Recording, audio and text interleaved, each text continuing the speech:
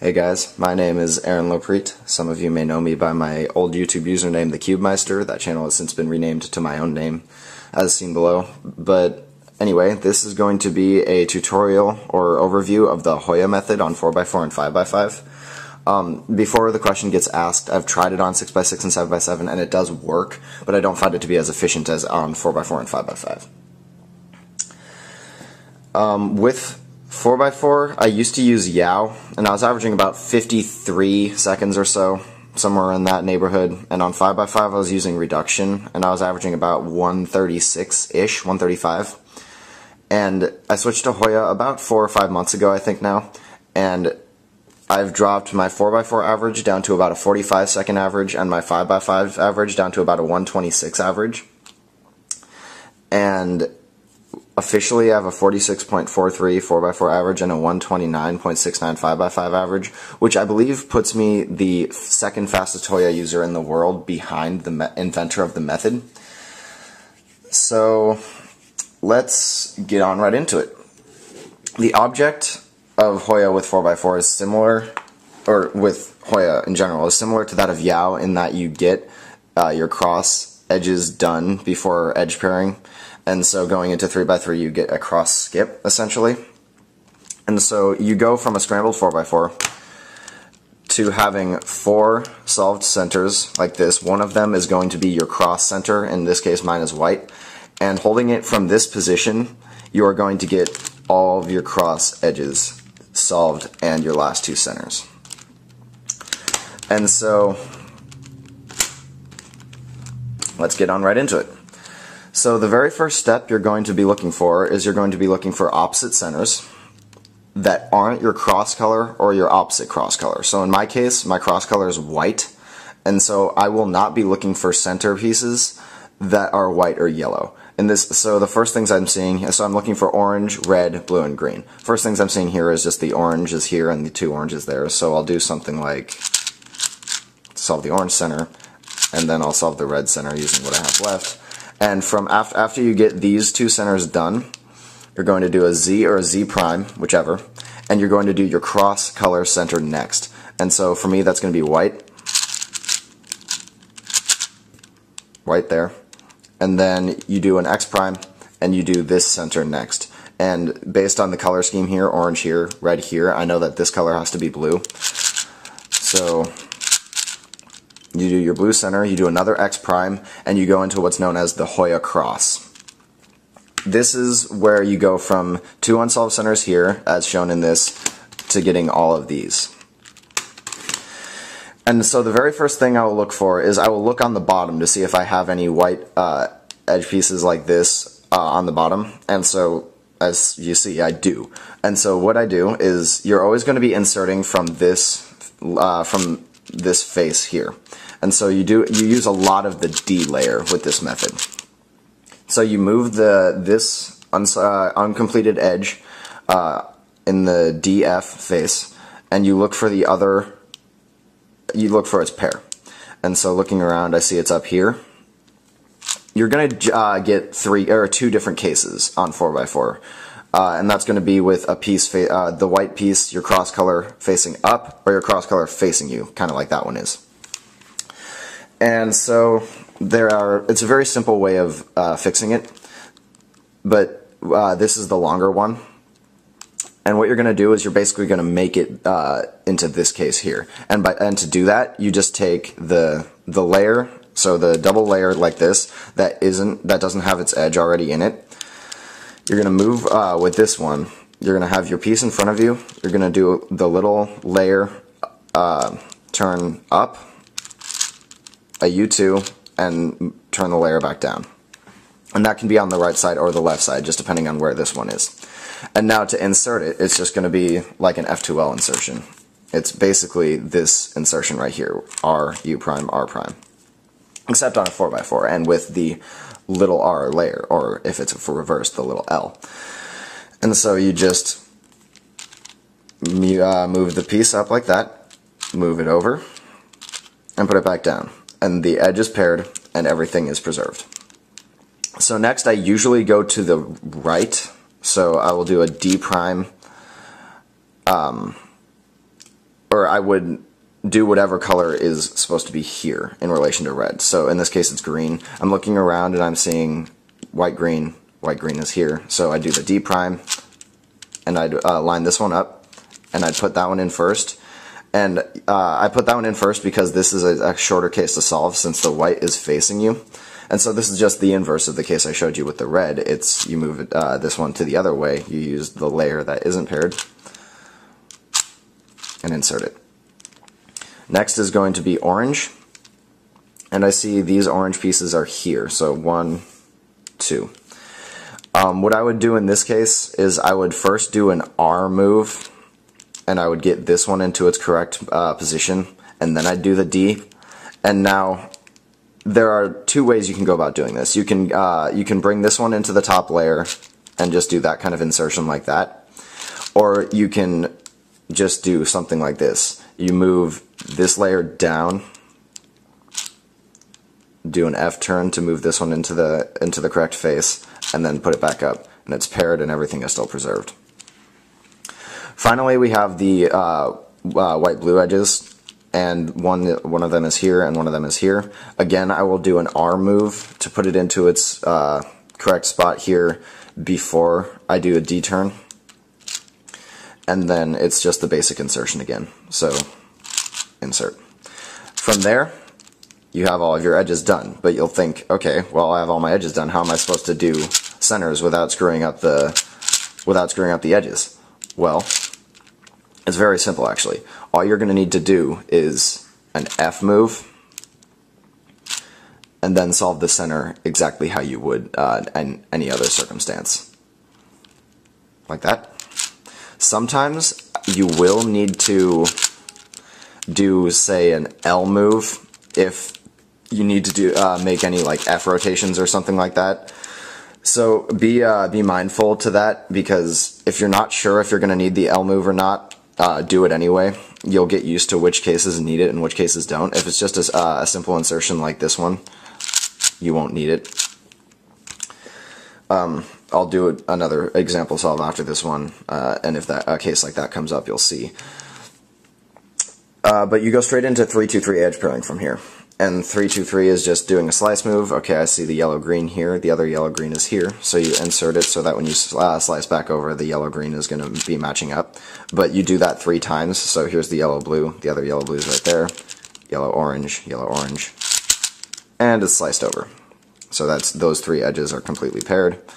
Next, you're looking for, I would usually look for that piece there, yellow-red.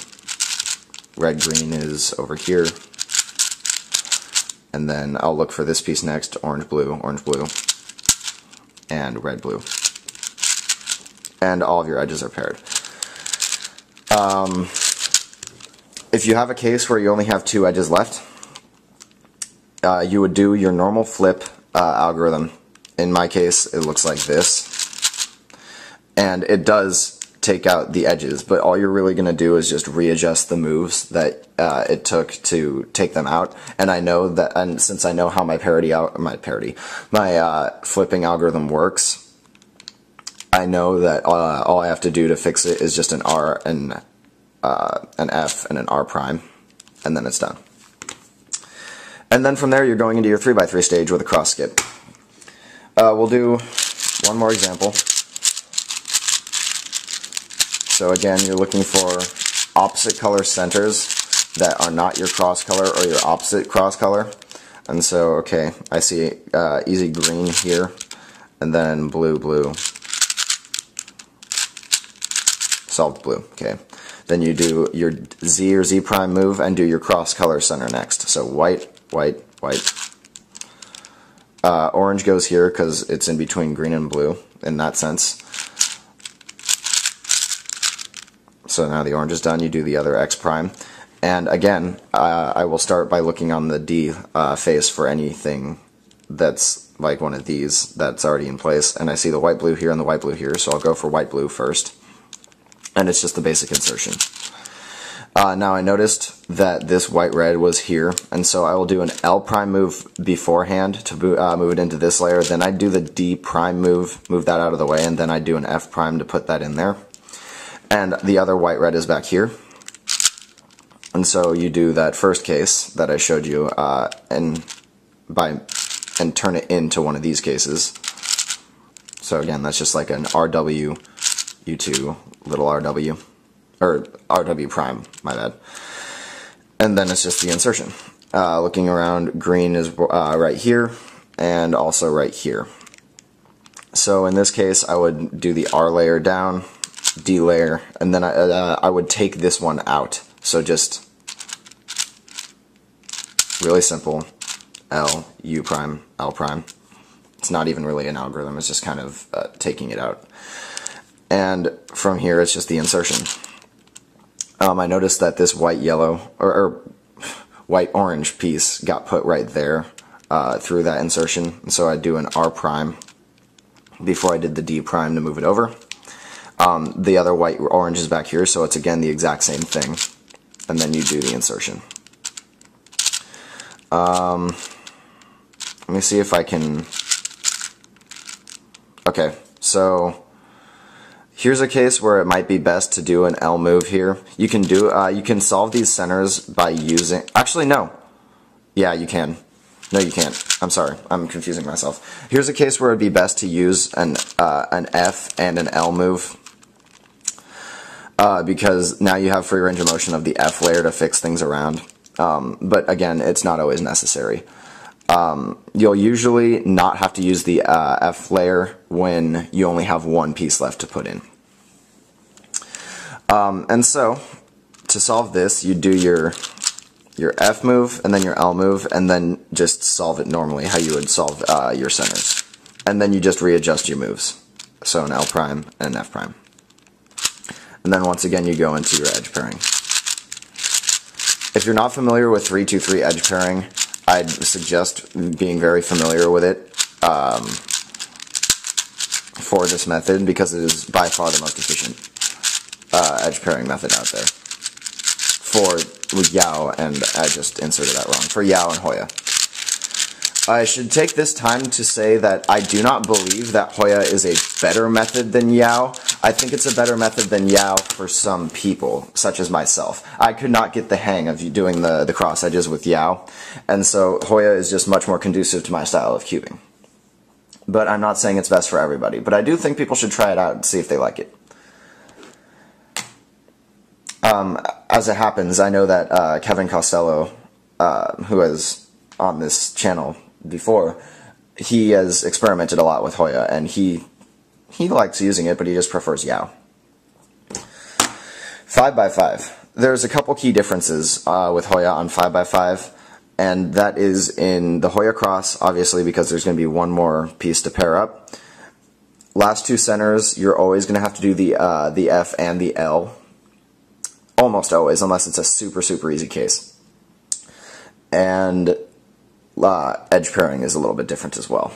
So, but it's the same concept going into centers. So you just do whichever non-cross color centers you like the most. Excuse me, my look ahead right now is awful. But so you're. I don't know how to 5x5 right now, sorry. So blue and green are done. You do your Z move, and then you do your cross color center. Yeah.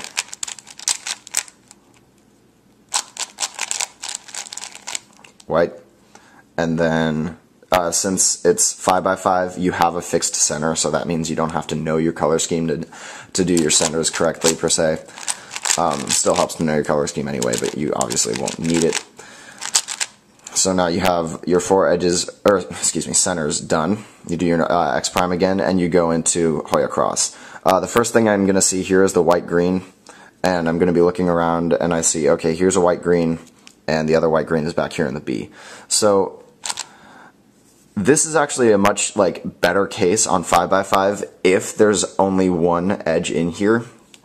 And it's better because you don't have to do extra rotations and or extra moves. It's just one simple insertion.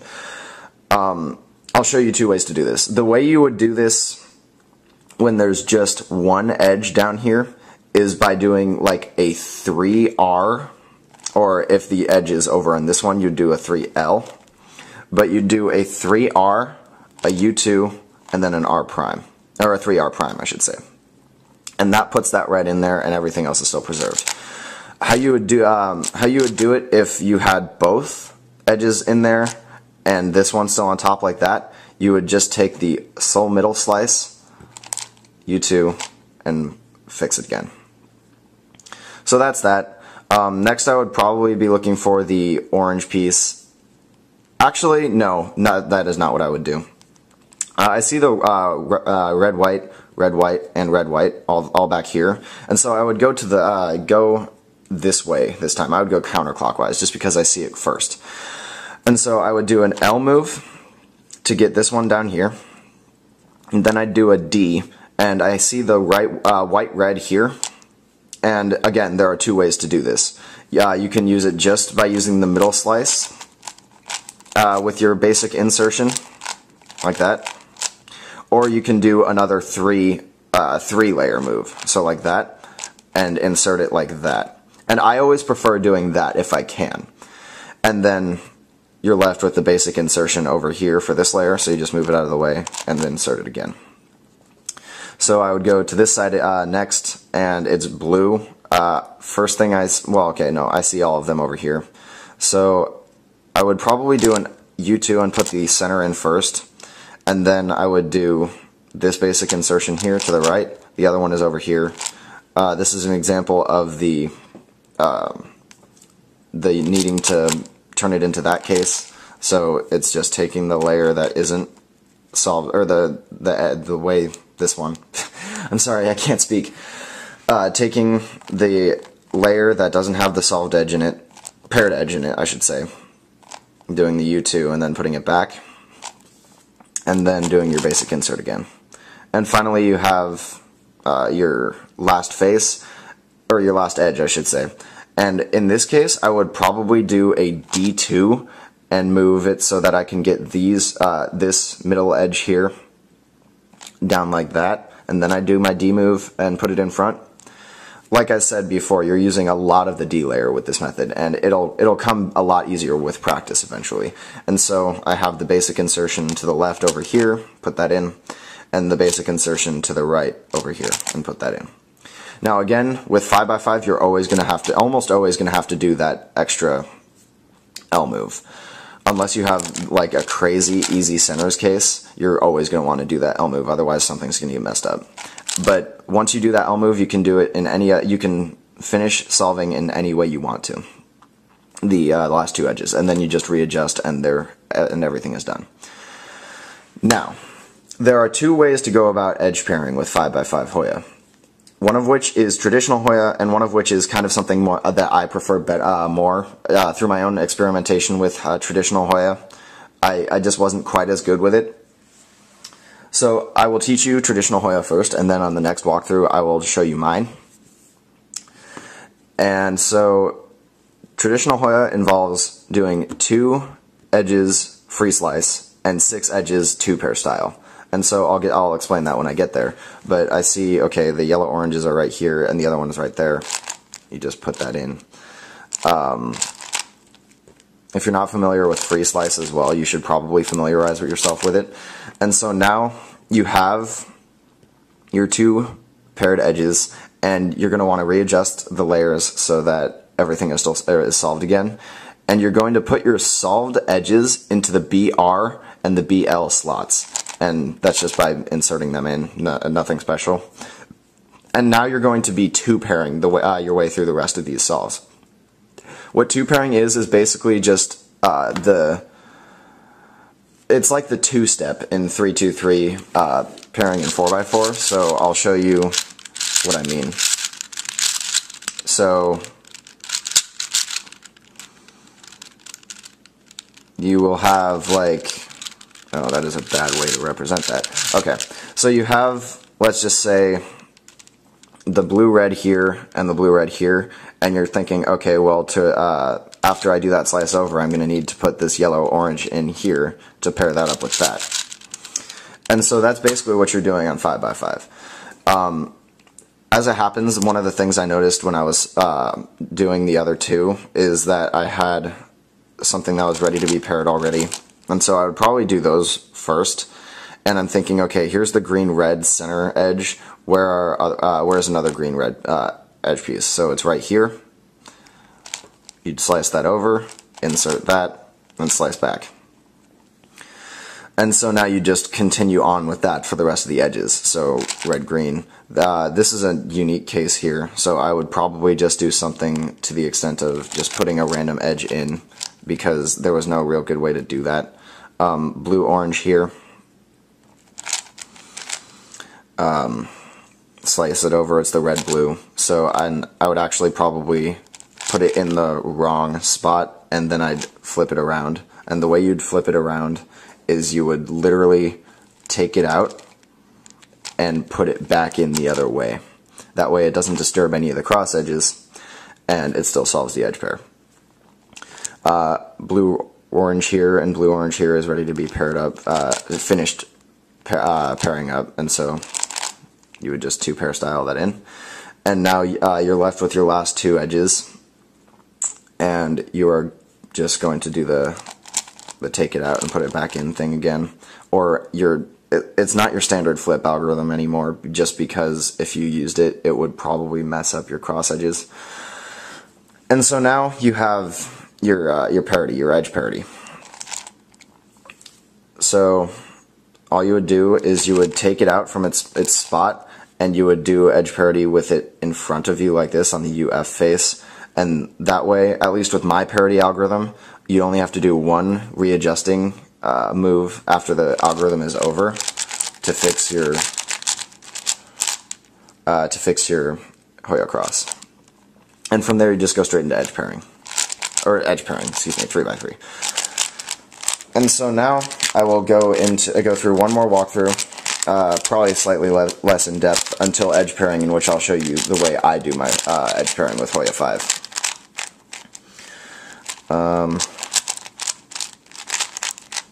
So at this time I'm actually solving it, if you can't tell.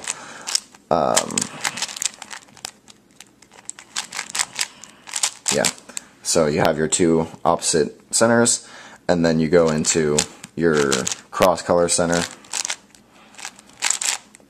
and then whichever center is here after the X prime. Alright, so now you're into Hoya Cross, and I see probably the white-green here first, and the other pieces right here and right here. So in this case, it's just the basic insertion over here, and since there's actually nothing to disturb back here by doing any sort of move, rather than taking it out and doing the long insertion, I would just do a B move, and so it's the basic insertion like that, and put that in there. White, orange, just flip that in. The other two are right here, and the other one is over here. White, blue is next, so they're all over here. And this is a case where I would do the M, I guess it's a little m, I'm not sure what the proper notation is there.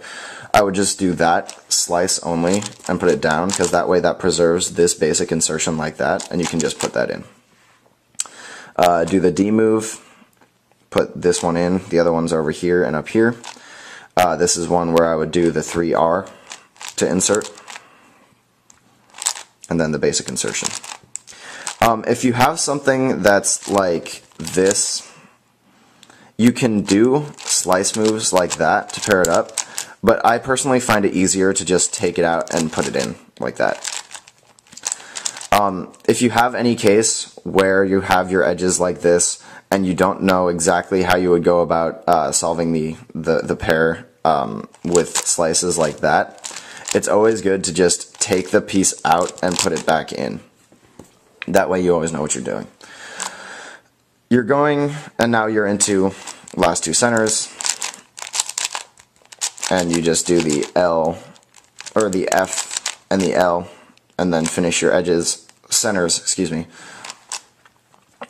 And there we go, everything's paired up. Now, the difference, and now, as I said before, you have your free slice step, except in the way I prefer doing it, you have 4 edges of free slice, and 4 edges of 2 pair. Now I do it this way just because I find it to be a little bit faster. Because I was decent with my free slice and redux, so the more free slice in a solve for me, the better. And so I would free slice around, let's see, looking where are the other pieces. Okay, so you have 4 paired edges using free slice, and then you readjust the layer so that all the centers are back to solved, and you would insert any of the 2 edges that you have into the BR and the BL slots. And so this just makes last 4 edges a little bit easier because you're only focusing on the U layer and these 2 slots. And so I have the orange green and the orange green here ready to be put together. And so I would probably do that rather than do these 2 with the M's, because the E's, I should say, because that complicates a lot of things actually. And so you do the 2 pair style, slice over, orange blue is over here, like that. And then I would probably just take that one out and put it back in so I could insert it like that. 2 pair into that green. And then you're down to your last edges again. And so it's actually a pretty quick process once you get used to 2 pairing. And so you do your flip, and you have parity again. You don't always have parity, but in this case, you do. And so you just put it up into its spot in UF, and you readjust.